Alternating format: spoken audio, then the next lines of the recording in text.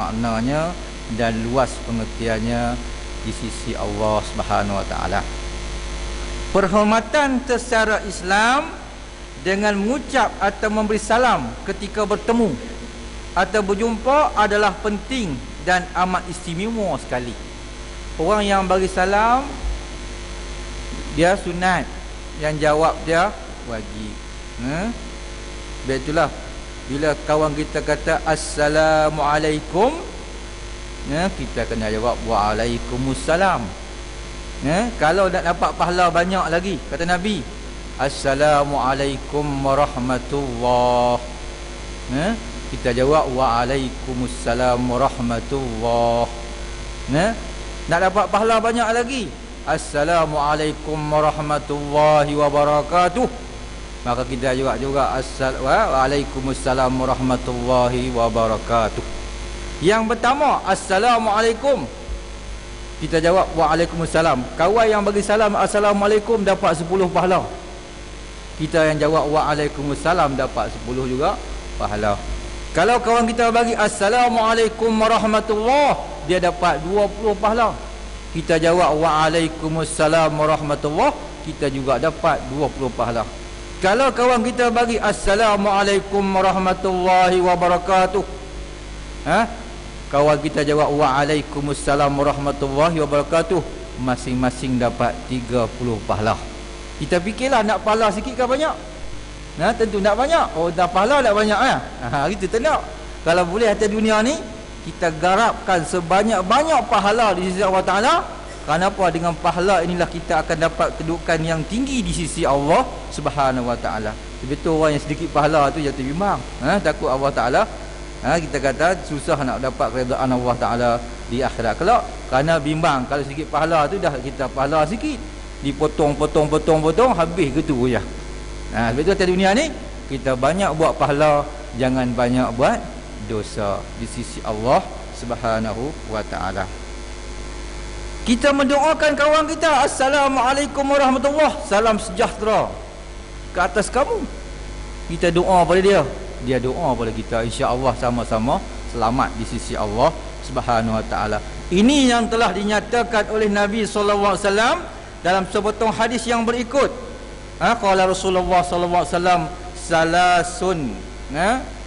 Nabi kata yasfina laka waddu akhika tusallimu alaihi iza laqitahu wa tuwassa'u lahu fil majlis wa tad'uhu bi ahabbi asma'ihi alaihi atau kama qala rawahu Tabrani. Maksudnya kata Nabi, ada 3 perkara yang dapat memesrakan hubungan persaudaraan. Nabi ajak kita pada kita semua ni macam mana kita nak jadi akrab. Nak jadi akrab, nak jadi rapat sesama Islam. Nabi bagi tip kepada kita, mudah 3 perkara. Kalau kita boleh buat 3 perkara ni, insya-Allah kita akan rapat sesama kita sebagai umat Islam. Yang pertama kata Nabi, Nabi kata tusallima alaihi iza laqitahu, mengucapkan salam ketika bertemu dengan dia. Bila jumpa kawan kita, tak kira lah sama ada kita kenal ke tak kenal ke, assalamualaikum. Asal dia Islam, kita tahu dia Islam, kita ucap salam. Sebab itulah Nabi bimbang di akhir zaman ni, tanda-tanda akhir zaman, orang yang akan bagi salam ni kepada orang yang kenal ya. Kalau orang tak kenal, dia buat tak tahu ya, terlalu sebelah belakang bau minta bagi salam, tak tegur pun. Sebab tu kita ni sama ada kenal ke tak kenal ke, insya-Allah kita kena bagi salam. Supaya apa? Bila kita bagi salam, Nabi kata dia akan bersambah kasih sayang. Jangan kita pilih kawannya, ini kawanku bagi salam, tak kawanku tak bagi salam. Taklah. Sebab apa? Kita tidak digalakkan tadi ni berkelahi lebih daripada 3 hari. Kan? Berbahasa muka. Itu yang pertama, iaitulah mengucap salam ketika kamu bertemu dengan saudara kamu. Yang kedua, Nabi kata wa tuwassi'a lahu fil majalis, memberikan tempat duduk yang lapang dalam majlis. Kalau kita kata kawan kita datang lewat, ada ruang kosong lagi, maka kita panggil duduk dekat kita. Jangan kata ambil pada muka main lewat lantak bila cari sendiri lah. Kita tengok belakang dia tu, kita panggil main dekat kita duduk 4-0. Itu dah boleh memesrakan kita sesama umat Islam. Kan mungkin kalau kita lewat tu dia ada hal, dia terpaksa tunaikan hal-hal dia dulu baru datang tadi. Kita jangan sangka buruk dengan dia. Jadi kita luaskan tempat duduk yang lapang dalam majlis ilmu ataupun majlis zikir ataupun majlis-majlis keramaian dan sebagainya. Yang ketiga, kata Nabi, perkara yang dapat memesrakan hubungan persaudaraan sesama kamu umat Islam, iaitulah kata Nabi, wa tad'uhu bi ahabbi asma'ihi alaihi, dan memanggil seseorang dengan sebutan yang disukainya. Jangan panggil nama yang pelik-pelik. Dia tak suka nama tu, kita duk panggil juga. Jangan. Kita panggil nama yang dia suka. Nama yang dia suka tadi, dia gemar tadi, kita panggil. Maka dengan cara itu akan merapatkan hubungan silaturahim dan juga memesrakan kasih sayang sesama umat Islam. Itu 3 tip yang Nabi bagi kepada kita. Salah satu daripada hak sesama Islam juga ialah menjawab salam. Itu hak tu. Bila orang bagi salam, kita kena jawab. Ada setengah bagi salam tak jawab apa dah. Pasal bukan kumpulan dia, bukan geng dia. Ini masalah ni. Juga masalah dalam masyarakat kita. Ada bukan tak ada? Ada ni puak lain. Ni puak lain, ada masalah. Bukan kira puak ni, bagi salam kena jawab. Kena jawab. Kerana wajib jawab salam. Yang bagi tu sunat je. Sebab tu Nabi SAW sebelum sahabat bagi salam, Nabi sebut salam dulu. Kum dulu semua. Assalamualaikum, Nabi sebut kum. Sahabat tak ada sebut salam, Nabi sebut salam. Kenapa? Nabi mengalakkan berkasih sayang sesama umat Islam. Innamal mu'minuna ikhwah fa aslihu baina akhawaikum. Sesungguhnya kata Allah Taala dalam Quran, umat itulah orang-orang beriman itu ikhwah, bersaudara. Maka hendaklah kamu mendamaikan antara kamu tadi. Antaranya kita sebarkan salam di antara kita.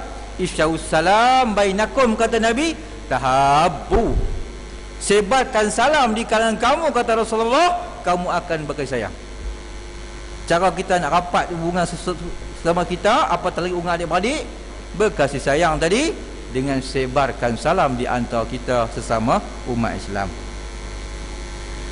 Rasulullah sallallahu alaihi wasallam pernah menyatakanlah hadis baginda daripada Abu Hurairah.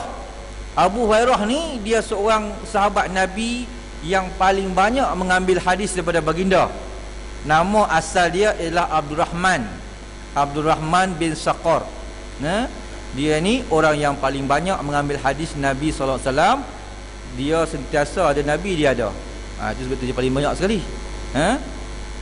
Begitulah sahabat-sahabat yang lain seperti Ibnu Umar, Abdullah bin Abbas dan seumpamanya. Jadi dia yang paling banyak.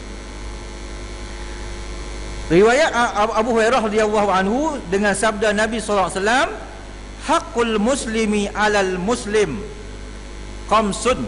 Ini kita kena faham betul ni. Hak kita kepada seorang Islam ni Nabi bagi tahu kepada kita. Kalau kita tak tunai ni berdosa kita di sisi Allah Taala.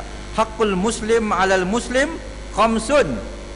Yang pertama raddus salam, yang kedua wa iyadatul marid, yang ketiga wa itba'ul janazah, yang keempat wa ijabatud da'wah, yang kelima wa tashmitul atish. Rawahul Bukhari wa Muslim. Hadis riwayat Imam Bukhari dan Muslim. Bila hadis ini diriwayatkan oleh Imam Muslim, memang hadis sahih. Lagi hasan di sisi Allah Subhanahu wa taala. Jadi kita kena pakai. Tak percaya boleh datang kufur kepada Allah dan Rasulnya. Apa maksud dia? Hakul muslim, kata Nabi, alal muslim khamsun. Hak seorang muslim atas orang muslim yang lain ada 5 perkara. Yang ni kita wajib tunai ni. Kita tunai hak kita kepada saudara kita. Yang lain sama-sama Islam ada 5. Yang pertama kata Nabi, raddus salam. Dia mestilah membalas salam. Bila orang bagi salam, dia kena jawab waalaikumsalam. Kalau tak jawab, berdosa. Apa pasal tak jawab pula, berkelahi? Itu bukan soalan dia. Tetap berdosa kalau dia bagi salam orang tak jawab. Di sisi Allah Subhanahu wa taala. Itu sebagai hak kita terhadap seorang muslim yang lain, kata Nabi. Yang kedua wa iyadatul marid. Wa iyadatul marid, iaitulah melawat ataupun menziarah orang sakit. Kalau kita tahu saudara kita tu sakit, maka kita kena pergi ziarah. Tapi kena pergi ziarah tu jangan lama-lama sangat. Biduk berjam-jam, bukan begitu. Biduk sat-sat je lah. Kurang-kurangnya tadi kita ziarah dia, kawan baik kita, boleh menenangkan perasaan dia, kesedihan dia atau apa sama ketika dia sakit tadi. Oh, dia tahu seronoknya ada juga kawan-kawan datang ziarah aku. Taklah aku sunyi sangat. Orang sakit ni jasa keadaan begitu, jasa mudah pilu, sedih dan sebagainya. Kalau kawan-kawan datang tu dapat mengubat kat rasa rindu dia dan sebagainya, kesedihan dia tadi. Itu hak seorang Muslim atau Muslim. Yang keduanya, menziarahi orang sakit. Tapi jangan lama sangat. Tapi seelok-eloknya kita pergi tu, bawalah buah tangan yang boleh dimakan. Kan? Buah anggur ke yang mudah makan ni, beli buah keras. Nak makan payah kan. Bagi buah-buah yang mudah makan, anggur ke, apple ke apa kan.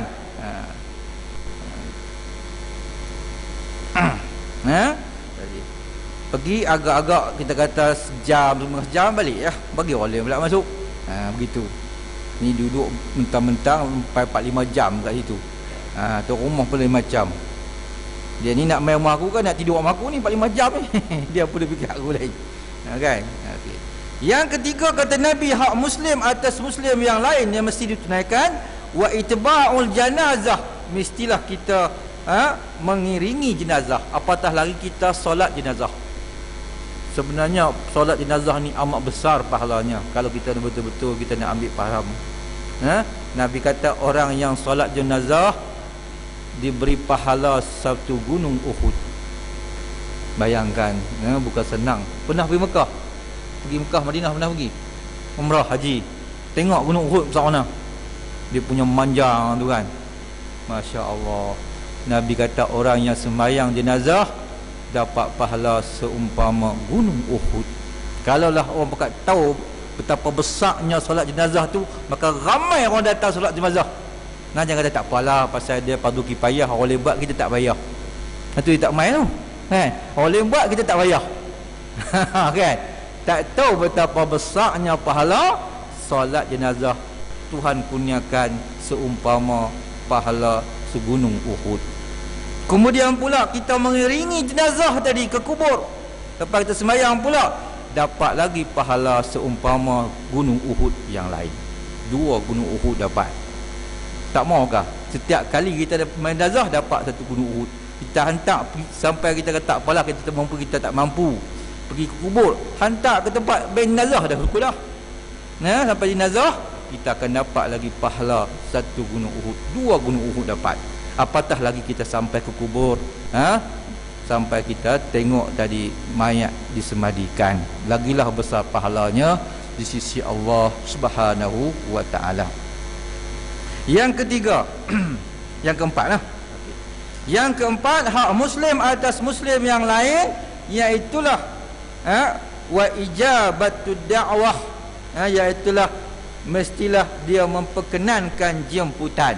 Maksud kata, kalau orang jemput dia kenuri, dia kena pergi, wajib dia pergi.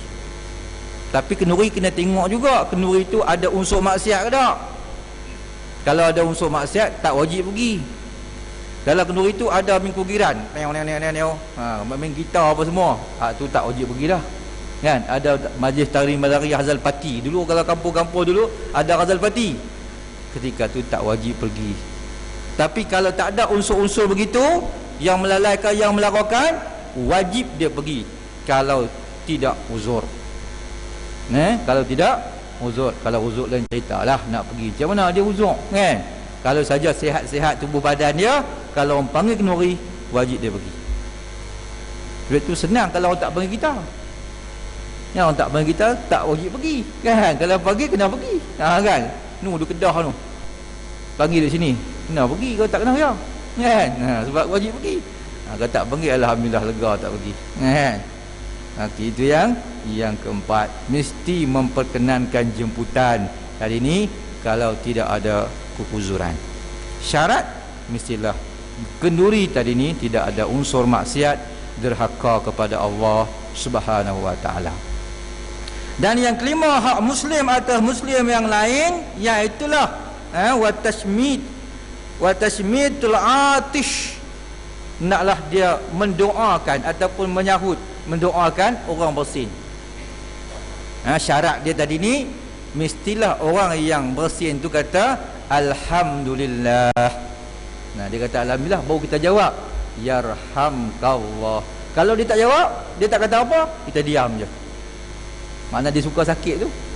Kita nak doa dia bagi sembuh cepat, tapi dia tak tahu asyam, tak tahu, tak sebut alhamdulillah, tak perlu kita jawab yarhamkallah.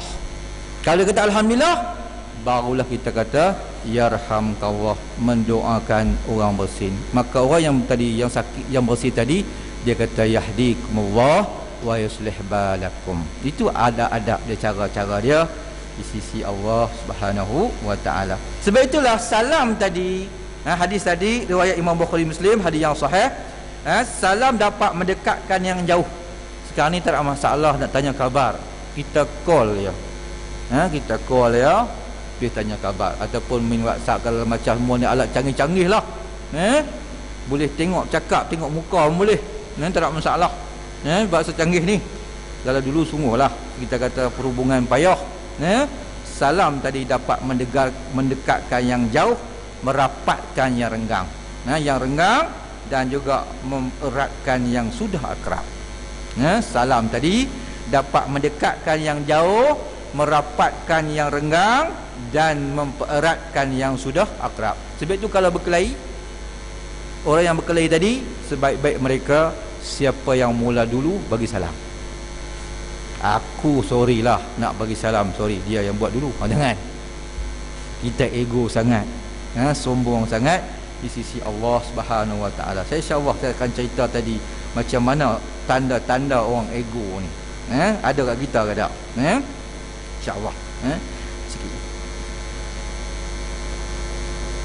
Ucapan salam itu sungguh singkat tapi padat. Assalamualaikum, salam sejahtera ke atas kamu. Ringkas je, tapi padat. Makna kita doa kat dia, dia bahagia, dia tenteram, dia aman, apa semua, sihat sejahtera dan sebagainya. Doa tu. Orang Arab kan, kalau dia suka kat kita, dia doa satu keluarga kali. Tapi kalau dia benci kat kita, dia sumpah kita satu keluarga. Orang Arab kan. Kalau dia suka kita apa? Dia doa kita satu keluarga. dia seronok kita. Dia doa apa? Allah ya'mar baitak. Ya Allah, makmurkan seluruh keluarga engkau. Satu keluarga kamu bahagia, makmur keluarga. Itu dia suka kita. Tapi kalau dia marah kat kita, dia celaka kita habis. Dia maki kita satu keluarga juga. Allah yukharib baitak kata. Allah menjahannamkan, melingkupkan kamu keluarga kata. Itu kalau dia marah. Bukan kakak kita aja, keluarga kita kena juga. Itu perangai orang Arab. Saya ikut masuk dengan orang Arab ni. Jadi begitulah kita kalau doa ni, doa satu keluarga kita selamat tentram di sisi Allah Subhanahu wa taala. Kita sebut assalamualaikum, kita ucap keselamatan atasmu, dan kawan kita pun jawab waalaikumsalam, juga keselamatan atas dirimu. Jadi sama-sama sering berdoa di sisi Allah Subhanahu wa taala. Allah Subhanahu wa taala mengaturkan cara salam yang demikian untuk kaum muslimin. Kalau orang putih, hai, gitu kan? Hai, hello, kan? Islam juga cantik. Assalamualaikum. Salam sejahtera atas kamu. Doa. Kita doa kat dia, dia doa balik. Mudah-mudahan Allah Taala bagi kedua-dua sejahtera di sisi Allah Subhanahu wa taala. Kan, ada macam-macam, setiap bangsa dia ada cara macam kan. Jangan orang putih good morning kan, kalau pagi kan good night dan segala macam kan. Kita waktu kira, tak kira waktu mana pun jumpa orang, siang ke pagi ke petang malam ke subuh ke waktu mana pun, assalamualaikum. Ucapan yang pertama keluar lidah kita ialah assalam. Sebab itulah Allah Ta'ala tadi dia atur cara yang paling baik untuk apa? Untuk menunjukkan bahawa agama Islam tadi adalah agama yang penuh kedamaian. Islam ni agama yang penuh kedamaian, penuh ketenteraman, penuh ketenangan. Sebab itu sekarang ni kita tengok di barat, dia ada satu sikap Islam phobia. Islam phobia. Baru ni Jerman kan, orang putih kan, Jerman. Sebab apa? mereka melihat Islam ini begitu pesat membangun, begitu pesat tersebar di kalangan bangsa-bangsa Eropah. Ada kawan saya balik dari sana, dia kata, tunggulah tengok, dia kata, tak lama lagi, lebih kurang dia kata 1 kurun lagi, kata dia, Islam dapat memerintah Britain, kata dia. Tak mustahil. Kenapa? Islam sedang berkembang pesat di benua Eropah. Yang sedihnya Islam di negara umat Islam begitu mundur. Itu dia. Sedangkan kita dikurniakan dengan berbagai-bagai hasil mahsul yang banyak seperti minyak dan seumpamanya. Okey. Dalam hubungan ini Rasulullah sallallahu alaihi wasallam bersabda, "Innallaha ja'ala as-salam tahiyatan li ummatina wa amanan li ahli zimmatina." Sadaqa Rasulullah sallallahu alaihi wasallam. Maksudnya sesungguhnya Allah Taala, kata Nabi, menjadikan salam itu sebagai cara penghormatan bagi umat Islam, umat kita, dan juga sebagai tanda kesejahteraan bagi orang kafir zimmi yang ada lingkungan kita. Kan? Jadi makna kata bila kita sentiasa praktikkan salam tadi, bukan setakat orang Islam saja selamat, orang kafir zimmi yang di bawah naungan kita juga turut selamat. Sebab itu Nabi kata, man aza zimmiyan azantu bihar, atau kama qala, siapa yang menyakiti kafir zimmi yang di bawah kekuasaan, kata dia, di bawah kekuasaan Islam, aku izinkan berperang. Atau kama qala sallallahu alaihi wasallam. Okey. Perkara yang terpenting sekali, apabila seseorang itu bertemu atau berjumpa dengan seorang yang lain, tidak dibenarkan bercakap atau berkata-kata terdahulu sebelum mengucapkan salam. Sebab itu bila kita nak jumpa kawan, nak jumpa sesiapa pun yang Islam, tak dibenar bercakap dulu. Mestilah didahului dengan ucapan salam. Mula-mula jumpa, kena salam dulu. Ini telah ditegaskan oleh Rasulullah SAW dalam sabdanya, Assalam qoblal kalam. Pendek yang disebut, Assalam qoblal kalam. Maksud dia, salam dahulu sebelum berkata-kata. Sebelum kita nak tanya dia macam-macam, beri salam dulu. Assalamualaikum, ni minta maaf saya nak tanya ni. Kalau ditanya terus tanpa salam, tak perlu jawab. Pertanyaan tak perlu jawab. Itu Nabi ajak kita, bagaimanakah kita perlu kepada salam tadi. Salam itu makna selamat, damai, tenang, tenteram dan seumpamanya. Assalam qabla salam, salam dulu, kata Nabi, bagi salam dulu sebelum berkata-kata. Dalam hadis yang lain pula Rasulullah SAW menegaskan, man takallama qabla salam fala tujibuhu. Ini tegas Nabi sebut. Tadi Nabi abang assalam qabla salam. Dalam hadis yang lain Nabi kata apa? Man takallama qabla salam fala tujibuhu, atau kama qala, barang siapa yang berkata-kata sebelum salam, maka janganlah kamu jawab. Ni saya nak tanya ni, tamu tempat ni, tak boleh jawab. Kata ada assalam qabla kalam, kata dia tu. Kita ambil dari Nabi, assalam qabla salam, apa tu? Bagi salam dulu sebelum cakap. Kalau tak faham juga, tak tahu nak kata lah, mu siapa ni? Kita bagi dakwah dia, dakwah secara terhormat. Nak cakap tak apalah, bagi salam dulu. Kan? Sebab apa Nabi pernah kata, aku dengar hadis Nabi SAW, assalam qabla salam qablal kalam. Okey, boleh faham tak? Okey. Ini satu tip yang diberikan oleh baginda Rasulullah sallallahu alaihi wasallam. Justru itu menunjukkan konsep salam itu mempunyai kedudukan dan nilai yang sangat penting dalam kehidupan seorang Muslim. Okey, tengok pula hukum beri salam sikit. Masa cepat no. Dari segi hukum Islam ataupun syarak, mengucap salam itu hukumnya sunat muakkad. Sunat muakkad. Dekat-dekat nak wajib. Yakni sunat yang diberatkan. Sebaliknya hukum menjawab salam adalah wajib. Kalau tak jawab, berdosa. Di sisi Allah Subhanahu wa taala.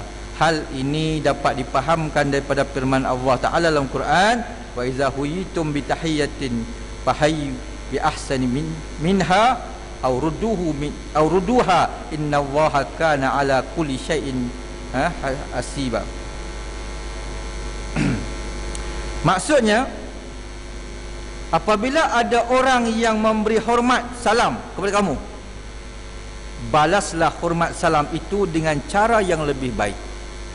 Kalau dia bagi assalamualaikum, kita boleh jawab lebih baik dari itu, waalaikumsalam warahmatullahi wabarakatuh. Boleh yang, ataupun kita baca, kita kat dia cakap, dia cakap assalamualaikum, kita boleh jawab assalamualaikumsalam. Kalau nak jawab lebih baik pada itu pun boleh, tak salah.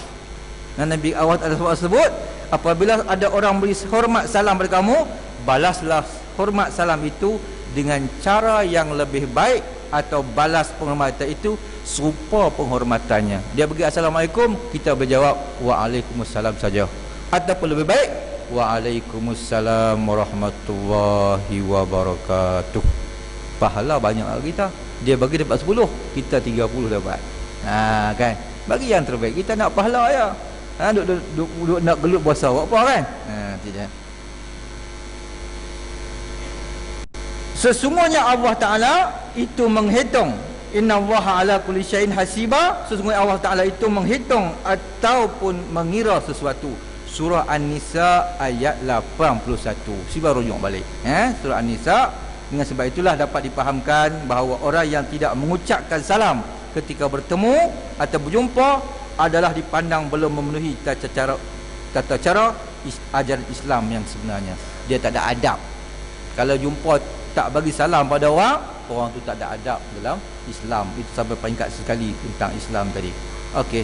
Tadi saya dah janji tadi nak cerita tentang tanda-tanda orang yang takabur, ego.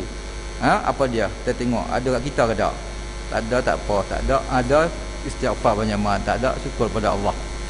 Yang pertama, maksud saya kan, saya beri peringatan untuk saya semua dan hadirin sekalian. Tanda orang takabur, yang sempat saya simpulkan tadi sebelum datang sini. Yang pertama, dia tidak berdoa. Takbur lah lepas sembahyang, belah ke tu ya. Assalamualaikum warahmatullahi. Assalamualaikum warahmatullahi. Belah. Tak ada doa, tak ada wirid apa. Itu orang sombong. Kata Nabi SAW, kata ulama. Yang kedua, tanda orang egos, orang yang sombong, selalu tengking orang. Sikit marah ke orang, cepat tengking orang. Itu orang sombong di sisi Allah Subhanahu wa ta'ala. Yang ketiga, saya baru ringkas ni, biar mudah kita faham. Yang ketiga, mudah melukakan hati orang lain. Dia mudah sakit ke hati orang. Mudah sangat. Itu dia. Ataupun mudah dilukakan. Yang keempat, mudah merajuk. Sikit-sikit merajuk, sikit merajuk. Macam panggil budak-budak. Macam kita katalah sebagai contoh dalam mesyuarat. Orang tak mau terima pendapat dia. Dia merajuk, belah gitu ya. Sudah aku bagi pendapat bagus pun tak mau. Piu, hempas pula tu. Belah.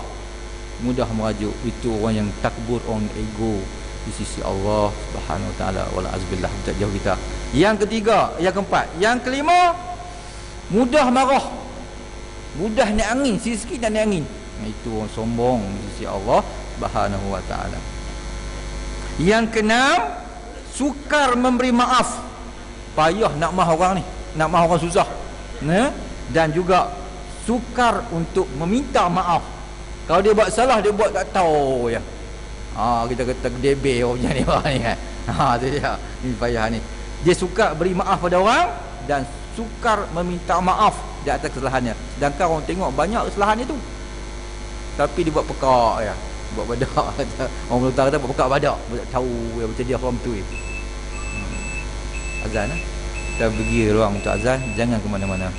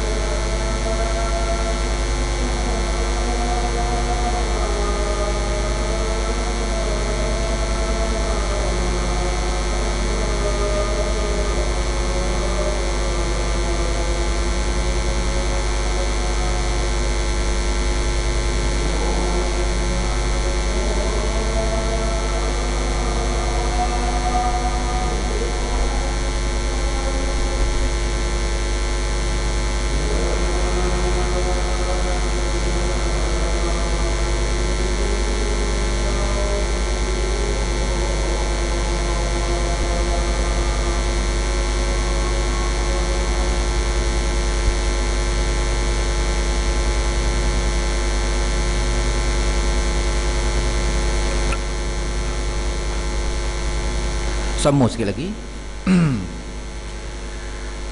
Yang keenam tadi, suka memberi maaf dan minta maaf pada orang lain. Yang ketujuh, mudah berdendam. Dia mudah berdendam dengan orang. Tak apalah, jaga kau. Nanti ini sehari dia, nanti aku pula. Tunggu hari aku pula. Dia mudah berdendam pada orang lain. Yang ke-8, tanda orang yang takbur, orang yang ego, suka memotong cakap orang lain. Kawan dah cakap, dia potong. Apa salah bagi kawan habis dulu, lepas tu cakap lah. Ini seolah dia tunjuk dia pandai. Dia tunjuk dia pandai, tunjuk dia hebat. Bukan orang lain.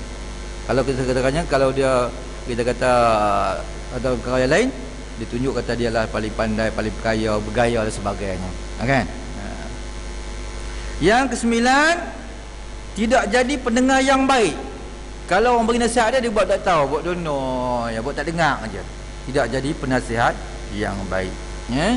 Tidak suka dinasihati. Kalau boleh tak mau dengar seorang. Dia rasa dia yang betul, dia pihak yang betul. Oleh semua tak betul. Orang kena jaga cakap dia. Ini orang yang sombong di sisi Allah Subhanahu Wa Taala. Dia mau orang lain dengar cakap dia saja. Yang ke-10, gagal dalam hubungan komunikasi. Kita nak cakap susah. Begitu dia belik sana, dia belik sini, macam-macam lah kan. Ada saja janji tak pernah betul. Kalau 10 tu 9 tak boleh percaya lagi kan. 9 tak percaya lagi, satu-satu tu tak tahu lagi kan. Gagal dalam hubungan diplomasi ataupun komunikasi. Yang ke-11, gagal dalam pengurusan. Orang sombong ni, dia bekerja apa selalu tak edit. Sebab apa? Orang tengok kelemahan dia, orang tegur dia tak mau terima kan, hancur. Orang yang ego ni, orang sombong, kalau dia duduk di atas memang rosak, gagal dalam pengurusan dan gagal dalam kepimpinan dia. Sebab itu nak dipimpin ni, dia seorang yang beribawa, seorang yang berhemah tinggi, seorang yang berwawasan, seorang yang tenang, seorang yang kita kata apa, mudah berdiplomasi, seorang yang kita kata apa, mudah diajak berbincang. Itu seorang pemimpin, seorang yang tidak mudah melatah dan seumpamanya. Bukan dia menisbat orang, tak boleh. Ni orang tegur sikit melenting, tak boleh. Itu kan seorang pemimpin yang hebat. Okey. Kita nak contoh yang hebat, contoh Nabi kita Muhammad sallallahu alaihi wasallam. Okey. Orang yang gagal dalam pengurusan dan kepimpinan. Yang ke-12, orang ego tadi suka berubah. Kita kadang-kadang kawan tengok dia banyak menyimpang dah, teruk dah, nak berubah, nak tegur dia lah bagi elok ni. Dia tak pakai lah. Dia kata kau pandai, kau boleh apa, aku hebat lagi. Kan. Aku lama dah. Gitu. Kau baru ya. Tambah-tambah macam tegur tu orang muda. Dia tak pakai punya. Walaupun teguran yang membina. Okay. Orang yang ego tadi suka berubah, sukar untuk dapat ilmu. Orang yang sombong ni, ego ni, payah dapat ilmu. Sedangkan ilmu tadi boleh melembutkan hati manusia. Al-ilmu nurun. Ilmu itu cahaya. Wal jahlu zulmatun. Bermula kejahilan itu satu kegelapan. Nabi-nabi tugas dia ni yukhrijuhum, mengeluarkan manusia minaz zulumati ila nur. Tugas-tugas Nabi selain mereka mengajak manusia menyembah Allah yang esa, tugas mereka di antaranya yukhrijuhum minaz zulumati ila nur, mengeluarkan mereka daripada kegelapan kepada cahaya iman kepada Allah Subhanahu wa taala. Jadi orang yang ego suka dapat ilmu yang boleh meresap dalam hati sanubari dia. Yang ke-13, habis sikit tidak muhasabah diri. Orang ego ni susah nak muhasabah diri dia, nak koreksi diri dia. Dia rasa dia betul sentiasa. Tak perlu tegur, tak perlu nasihat. Dia rasa dia di pihak yang betul selamanya. Dan yang ke-14, orang yang ego ni tidak ada sifat tawaduk. Sebab dia ada sifat takabur, lawan dia takabur ialah tawaduk. Rendah diri kepada Allah Subhanahu taala dan hormat kepada manusia. Dan yang ke-15 yang terakhir, orang yang ego atau sombong ini, dia cakap tak ikhlas. Sambil lewa saja. Kalau dia bagi pandangannya sambil lewa saja, dia hendak ucapannya hanya didengar oleh orang lain tanpa dia tadi mendengar pandangan orang lain. Itulah dia di antara 15, lebih kurang 15 tanda orang yang ego. Mudah-mudahan kita tak ada lah benda-benda ini. Kalau ada sikit sebanyak tu, istighfarlah kita kepada Allah Subhanahu wa taala. Dan syukurlah sekadar itu oleh kerana masa terlalu cemburukan kita. Mudah-mudahan apa yang baik itu daripada Allah Subhanahu wa taala. Terima kasih atas segala perhatian, mohon maaf kesilapan. Mudah-mudahan Allah Taala merahmati kita semua. Saya berdoa pada diri saya dan hari saya, sama-sama kita bertakwa pada Allah, kerana takwa itu sebaik-baik jalan kita untuk mencapai keridaan Allah Subhanahu wa taala. Aku qouli hadza wa astaghfiru lakum. Wassalamualaikum warahmatullahi taala wabarakatuh. Bismillahirrahmanirrahim. Alhamdulillahil alamin wa bihi nasta'in wa la udwa illa 'alal zalimin. Allahumma shalli ala sayidina Muhammad wa ala asina Muhammad. Allahumma fa'na bima 'allamtana wa 'allimna ma yanfa'una wa dzakirna ma nasina bi rahmatika ya arrahimin. Rabbana iftah bainana wa baina qawmina bil haqq wa antal fatihin. Rabbana iftah bainana wa baina qawmina bil haqq wa antal fatihin. Rabbana iftah bainana wa baina qawmina bil haqq wa antal fatihin. Allahumma hdi qaumina fa innahum la ya'lamun. Allahumma hdi qaumina fa innahum la ya'qilun. Wa sallallahu ala sayidina Muhammadin wa ala alihi wa sahbihi ajma'in. Subhana rabbika rabbil izzati amma yasifun wa salamun alal mursalin walhamdulillahi rabbil alamin. Taqabbalallahu minna wa minkum.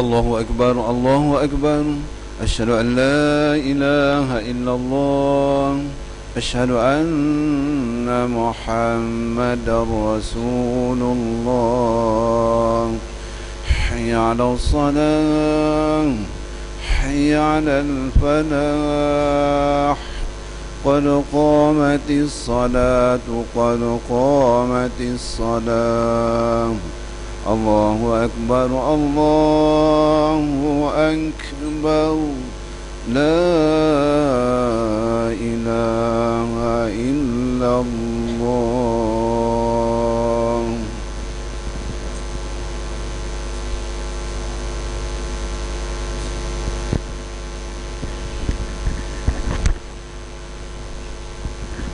ذو الصف رفع صف.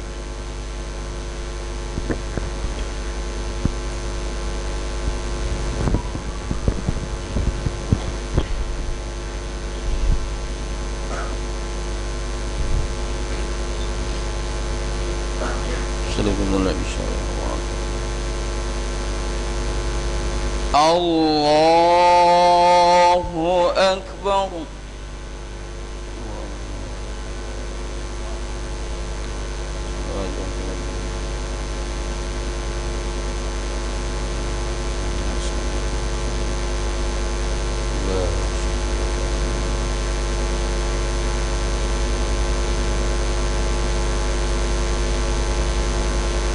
بسم الله الرحمن الرحيم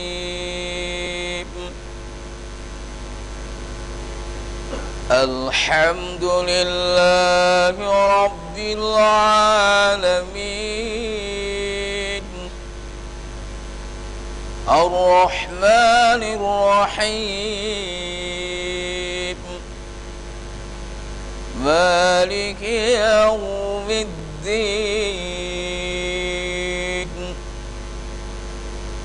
إياك نعبد وإياك نستعين